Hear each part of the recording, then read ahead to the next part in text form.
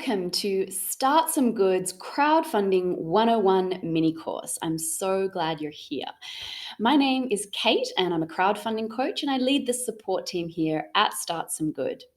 Now, before we dive into this first lesson, I do want to make sure that if you're watching this video anywhere other than inside the Crowdfunding 101 mini course, you want to make sure that you sign up via the link below this video because the lessons will have worksheets to accompany them. So to make it the most practical to your project and your campaign, I highly recommend you dive in, make sure you sign up to that mini course and that you get all of the content that we had intended for you to give you the best chance of succeeding with your crowdfunding campaign. All right, so what are we going to do here? In this first email, I want to talk a little bit about the history of crowdfunding, as well as identifying the three biggest myths that get in people's way.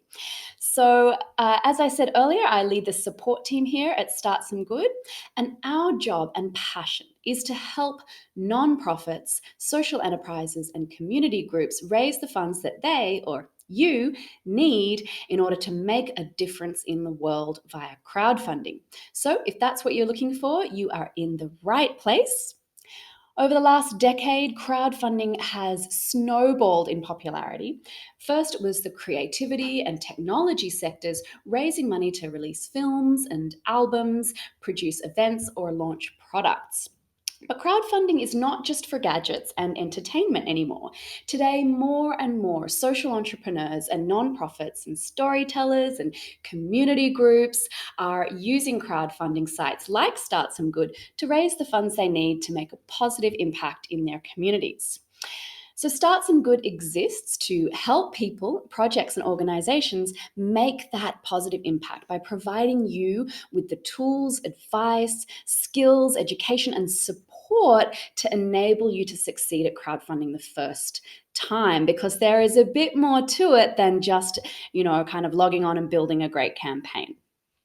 Now, the good news with crowdfunding is that it is the most game-like and engaging form of fundraising, which inspires and motivates donors and gives you a great chance of success. It's a really nice complement along with other forms of fundraising, whether it's grants or approaching high net worth individuals, to go for that micro philanthropy approach, getting large numbers of people to donate smaller amounts of money to help you build community as well as raise money. The bad news is that 75% of crowdfunding campaigns fail. Now, this is unnecessary, and it happens because a lot of people are not prepared to launch and not educated on what it really takes to create a successful campaign, which is why we've created this Crowdfunding 101 mini course. So, we will be sending out lessons every day over the next 6 days, and it will be a crash course on what you need to know so that you can be great at crowdfunding the first time. The lessons are going to be practical and actionable to get you on the right track to success. There'll be worksheets to accompany them. So like I said, if you're watching this video anywhere other than inside the course, make sure you do sign up so that you don't miss out on those worksheets. So you're going to be receiving emails on a wide range of topics, which include setting your goals, promoting your campaign, as well as offering rewards that people actually want. So today we're going to cover the most common misconceptions about crowdfunding, and there are 3 that I'm going to walk you through. So number 1, your supporters will find you by searching.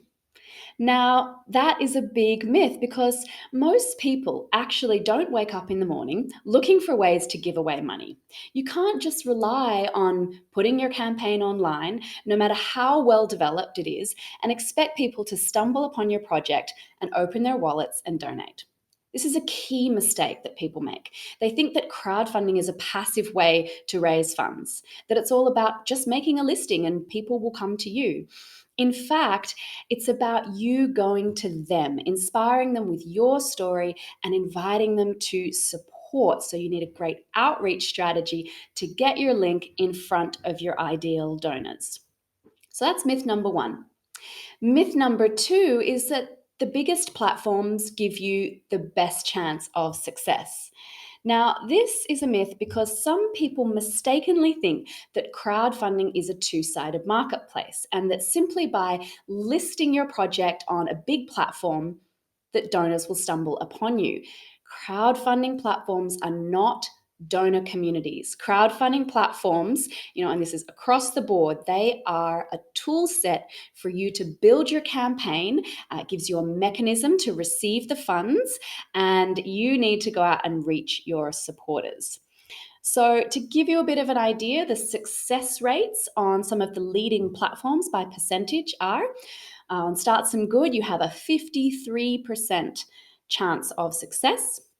Indiegogo, you have an 11% chance of success, and Kickstarter gives you a 31% chance of success. Now, why is our success rate so high on StartSomeGood?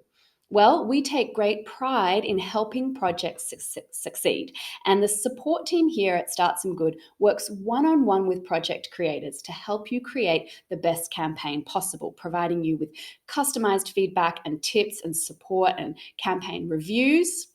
And our tipping point fundraising model combines the best elements of keep what you raise and all or nothing approaches. So it enables you to set your minimum fundraising target, which enables you to lean into that game dynamic. If you don't hit your tipping point, no money changes hands.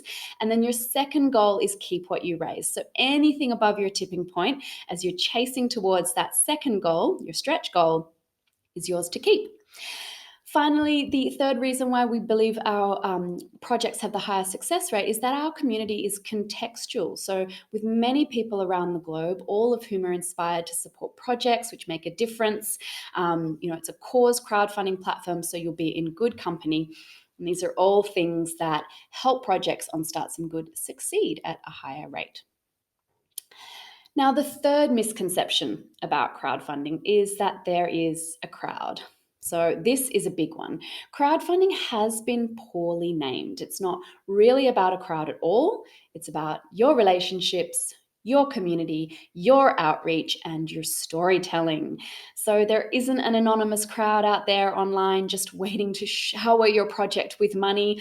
Sorry, we wish there was, but there are communities of people who share your passions and beliefs. They are connected to you already through social media and other networks, and they are generous to projects that align with their values. So it's just a matter about finding those people, convening them, and inviting them to support your project. So your biggest mission is first to identify who they are, where they are, and reach out to those communities to share your dream and your vision. So that's it for the first lesson, a bit of an introduction to those three biggest myths or misconceptions about crowdfunding. Stay tuned because the next lesson is going to be all about our 5 C's approach to crowdfunding success. I'll see you in the next video.